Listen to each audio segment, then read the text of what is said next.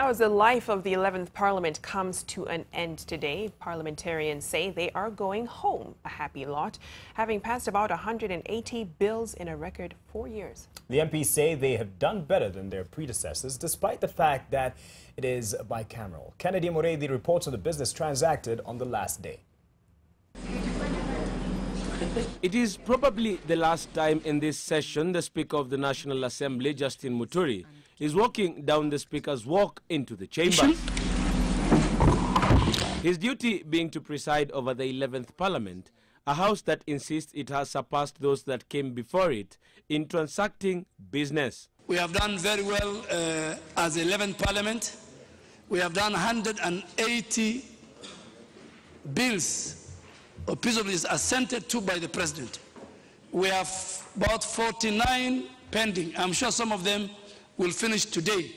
We have done over 50 motions by private members. We have done over 40 private members' bills. I think you've set the record, and particularly yourself, Mr. Speaker. You've been very frank. You've done very well. The camaraderie and the courage that this Parliament has had in addressing issues that are real to the common mwananchi, issues that will make it easier for this country to move forward, the demand for transparency and accountability as well. The quorum bell had to be rung severally to call on MPs still within the precincts of Parliament to come to the House and participate in debate and pass some crucial pending bills. Both sides of the political divide agree that Parliament has done its bit in legislation despite the many challenges that have bedeviled the 11th Parliament, which was in essence a transitional one. The 349 members of Parliament will, however, not cease to be MPs as it has not been dissolved, and their tenure will expire a day to the general election. But Mr. Speaker, one thing must come out very clearly, that we are members of Parliament until midnight, the 7th of August 2017. Yes. That is the Constitution, the reading of the Constitution. Our offices, constituency offices, will be functioning until midnight of 7th of August 2017. So, and all the other privileges members of Parliament are accorded. Among the bills considered today are the standing orders for the House, which are reviewed at the end of a term in preparation for the next Parliament. Among the recommendations is the setting up of a Special Funds Accounts Committee that will be looking into special funds allocated by the House. These are monies such as the National Government Constituency Development Fund, monies allocated to women representatives, and those forwarded to the Youth Fund. These were formerly a purvey of the Public Accounts Committee and the Public Investments Committee.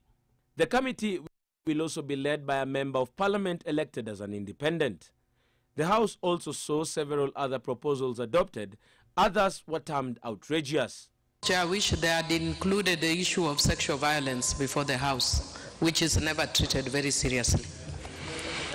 I have been sexually violated in this House, Chair, and no action was taken, even though when somebody undresses me in this House, that is sexual violence, Mr. Speaker. You don't touch my panty.